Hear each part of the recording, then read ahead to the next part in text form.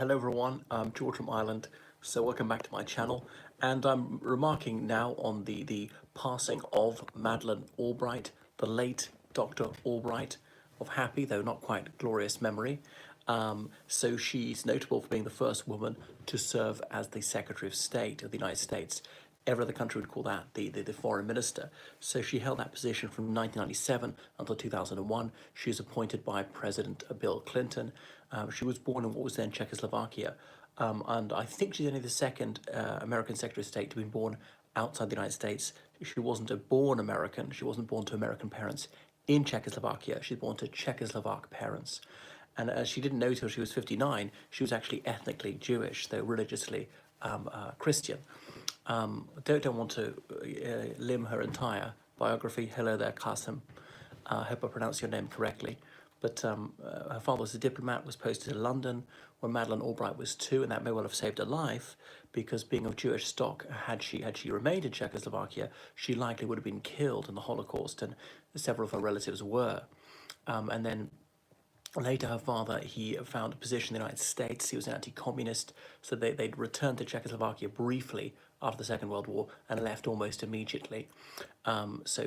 She studied at, I think, was it Wellesley, some of the most distinguished universities in the United States. She later gained a doctorate in international relations, and she was an academic. She married, and so Albright is her married name. She had 3 daughters. She became involved in the Democratic Party. Hello there, Chaba. And held various positions. So she was a groundbreaker, I suppose, and Madam Secretary is her very well received. Thank you, Qasim. Her very well received autobiography, which she published some years ago. She's quite contentious. Notably, in the late 90s, she was interviewed by an American journalist who said, these sanctions in Iraq, 1 million children have died in Iraq because of these sanctions. Is it really worth it? And Madeleine Albright notoriously said, well, that's a very hard choice, but yes, we think it's worth it, which has often been thrown back at her. Now, this is, of course, highly misleading, because there were these sanctions on Iraq, and there was the oil and food program, whereas where Iraq could sell a certain amount of oil and go into certain accounts, and that money could only be spent on food and medicines, despite the oil for food program. Was oil for food and medicines was a proper name. Now, Saddam Hussein deliberately withheld a lot of it from his people, withheld life-sustaining treatment from children who are stricken with bone cancer, leukemia, and the like, and many of them died prematurely and in agony, and it was entirely avoidable because of him. But Saddam perpetrated the myth that it was the United States that was withholding his medicines, and then he was abetted in that by some of his sympathizers abroad, and there were a lot of people who make money off the oil trades. I mean, some Russian politicians who are deeply sympathetic to him, who thought that his murderous totalitarian regime was actually desirable.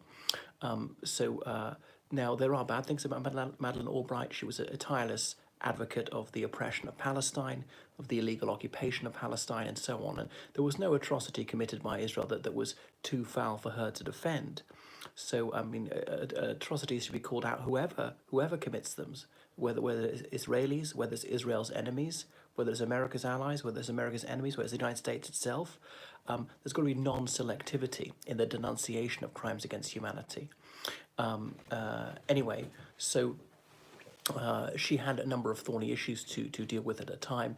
There was the breakup of Yugoslavia, there was the Bosnia-Herzegovina conflict. Should the United States become involved there? It wasn't a NATO country, there was of no particular interest to the United States, it wasn't a resource-rich country, but then the conflict could spill over into the rest of Southeast Europe. It could grossly destabilize some NATO countries, and eventually there was some American intervention there, and it was successful. But remember, she was hello to Farah as well, but you still didn't tell me. Did I pronounce the name correctly? I know you said I'm well spoken, but Qasim, do I pronounce it right? She was Secretary of State when the United States was at its zenith. It was a period of unipolarity. Of course, 1991, the Soviet Union had dissolved, and the United States was the hegemon. As she said, rather conceitedly, we are the indispensable nation. But that was indisputable at the time. China had not risen to superpower status yet, and there was really no one around to challenge the United States. Russia appeared to be almost a failed state. It was teetering on the brink of civil war at some times. Its economy was imploding.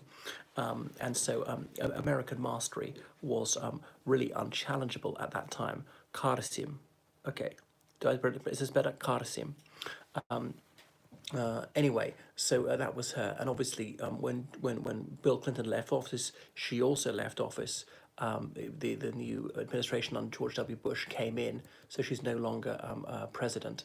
As she was a born citizen of the Czech Republic, it was mooted that perhaps she would serve as president of the Czech Republic, but she declined to allow her name to go forward to seek that high office. So well, I pronounced it. Was spot on. I got it on the nose. Anyway, so Serbs felt that she was deeply prejudiced against them, and she was an advocate of Hillary Clinton, and so on. So she was awarded a whole slew of honorary degrees. She also advocated military intervention with the bombing of Serbia in order to stop the massacring of civilians in Kosovo.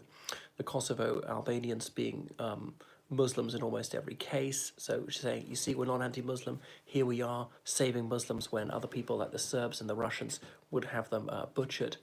So she was a real polyglot, a Renaissance woman, and renowned for her sartorial style. So she had the wardrobe to do the office, but she really did humiliate the Palestinians. And one time when she was in London, she was on her way between the United States, I think it was Israel, and Yasser Arafat was in town, but she declined to meet him on the grounds that she was too tired and stuff like that. So she was felled by cancer. She was succumbed to the claws of the crab today, aged 4 and fourscore. So she's been mourned by a number of world statesmen, not least the serving and former presidents of the United States. So she published a tome entitled Fascism, a Warning, only 4 years ago. And of course, it was in the early days of the Trump maladministration, saying how democracy can go south very fast indeed. It's actually rather brittle. It's something which needs to be safeguarded. It needs to be cherished. It needs work to preserve it. And an absolutely shameless charlatan, an inveterate pathological liar and so forth, someone who expectorates hatred towards outgroups, would be just the person to do it, especially when he's got a narcissistic personality, is hyper aggressive, and is utterly morally bankrupt. Anyway, so that's her. She died a very wealthy woman. I don't know what she's done, what has she bequeathed her wealth to good causes.